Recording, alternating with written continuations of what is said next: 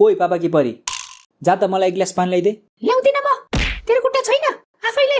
अरे दाइले भनेको मान्दैनस्? यही सिकाएको छ तेरो बाबुआमाले तँलाई? दाइले भनेको सबै मान्नुपर्छ भनेर कहाँ लेखेको छ? तेरो टाउकोमा लेखेको छ। जा गएर ऐना हेर अनि पढ। आज रक्षाबन्धन हो भनेर बिर्सिस गधा। आजको दिन पनि बहिनीलाई काम हराउँछस्। आज यसले भनेको केही नमाने छोरी। अरू दिन चाहिँ कहाँ मानेको थियो र? चुप लाग, फेरि बोलिस। बहिनीलाई सरी भन। सारी।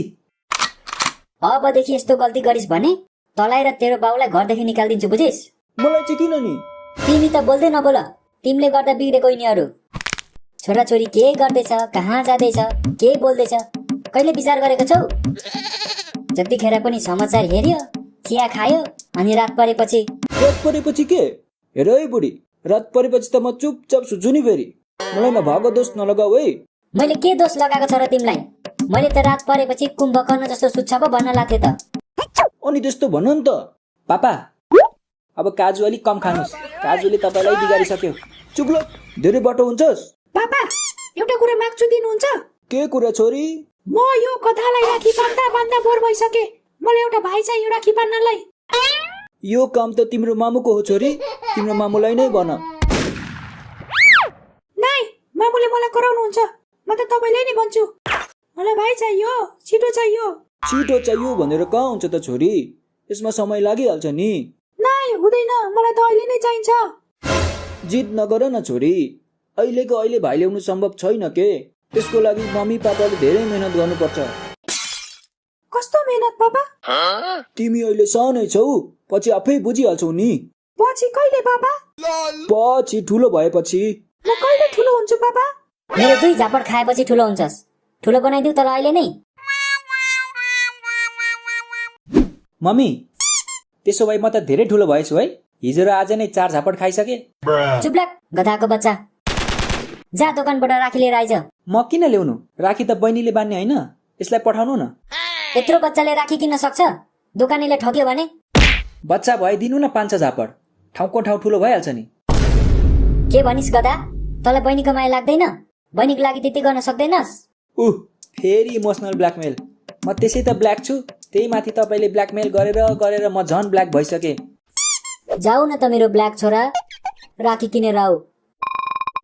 हे भगवान, देख्नु भयो नि तपाईँले, म आफ्नै आमाद्वारा ब्ल्याकमेल भइरहेको छु। अब म कहाँ जाउँ? जाने ठाउँ छैन छोरा। यो छोरा मान्छेको किस्मत हो। सुरुमा आमाले, त्यसपछि बुढीले र लास्टमा छोरीले ब्ल्याकमेल गर्छन्। यही नै हो हाम्रो सत्य। मामु, मलाई पनि ब्ल्याकमेल गर्न सिकाउनु ल। अनि तपाईले म मिलेर ब्ल्याकमेल गर्नुपर्छ बाबा र दादालाई। देखिस् नि, जा राखी लिएर आइज। जा भनेर हुन्छ? पैसा दिनु परेन? अघि भर्खर 5000 दिएको होइन तिमीलाई? के गर्यौ? अहिलेको जमानामा 5000 को के आउँछ र? 2000 को त मैले रासन नै ल्याएको। अनि बाँकीको 3000? तिमी के अन्धो छौ? कि अन्धो भएको नाटक गर्दैछौ? देखेनौ छोरीको कानमा झुम्का? 3000 को झुम्का? ल न, मलाई गाह्रो भयो। पापा, एम्बुलेन्स बोलाऊ। चुप लग, डायनको बच्चा। यहाँ हेर, मेरो गन्जी 100 रुपियाँको 5 वर्ष भइसक्यो। मेरो कट्टु 200 को 8 वर्ष भइसक्यो। 3000 को झुम्का? अनि यत्रो वर्षमा महँगाई बढ्दैन? महँगाई पो बढ्यो त बुढी। मेरो कमाई त बढेको छैन नि। त्यो कुरा बुझ्नु पर्दैन तिमीले? त्यही बुझेर त छोरीलाई मात्र किन्देको नि, न त आफूलाई पनि किन्थे। या, छिटो पैसा दिनु न हौ जसले भयो नि। के कुकुर र बिरालो जस्तो बाजिरहेको? ल छोरा, ल लिएर आइज राखी। सुन त छोरा, अलिक सस्तो खालको ल्या है।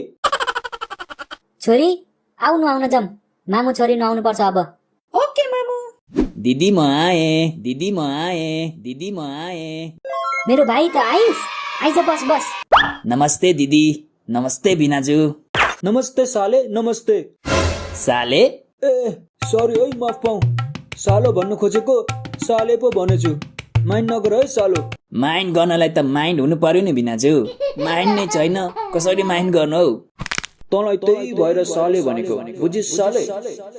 ओ बिनाजु, के भयो? कसलाई सम्झिन थाल्नु भयो? कसैलाई नि होइन, तिम्रो दिदी हुँदा कसलाई सम्झिनु हौ? विचार गरे दिदी।